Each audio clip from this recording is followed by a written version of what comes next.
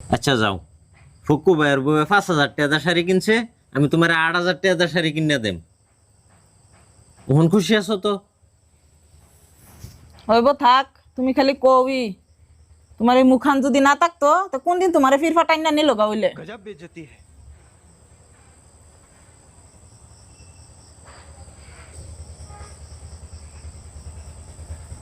তোমার মাথা, আমার মাথা ছেন্না কিরা কাটতে কইতেছি, কিনা দেম। মন বিশ্বাস হয়েছে তোমার? वाह मोदी जी वाह वाह वाह।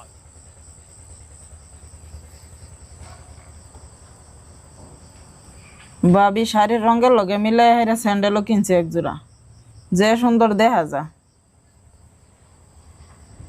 আমি যদি এরকম এক জোড়া স্যান্ডেল না কিনতারি আমার ইজ্জত থাকবো? अरे क्या क्या करूं मैं इसका क्या करूं इसका क्या करूं मार भी नहीं सकता। ভাবিরে জিগাইলা না স্যান্ডেল কতটা কিনছে? পরে যদি তাতে দামিটা না কিনতারও তোমার ইজ্জত থাকবো। জিগাইছিলাম 1500 টাকা কিনছে। 1500 টাকা দামের স্যান্ডেল কিরম দেওয়া যায়? হুক্কু ভাই চিনে ফুটপাতের থেকে জানি 200 টাকা কিনে আনছে, আর নেহরে লম্বা লেকচার মারছে, আর তুমিও ফাল ফারা শুরু করছো।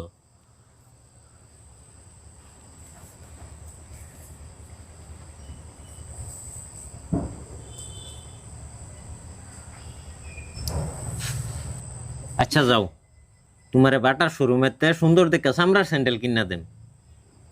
ওহন খুশি তো?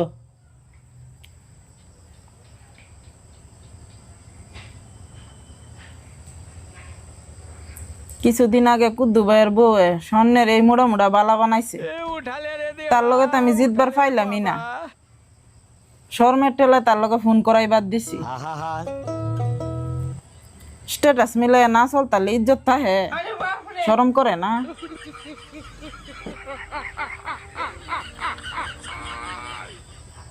আত্মি লেদা দেখে ফেচ্ছে কোথায় লেখা মইব?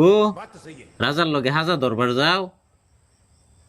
আর এবার তারা হইতেছে ধনী মানুষ, তোমার জামাইয়ের ইনকামের মিহু ছায়া দেখো যে।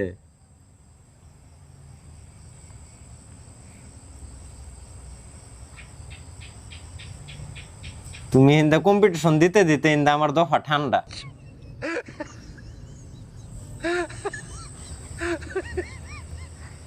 তোমার লাহান ল্যাংডা মধ্যে লগে বিয়া হইয়া আমার এখন কোনো শখই পুরানো না। বিয়া হয়েছে থেকে কিনা চুরি ফিনতাছি।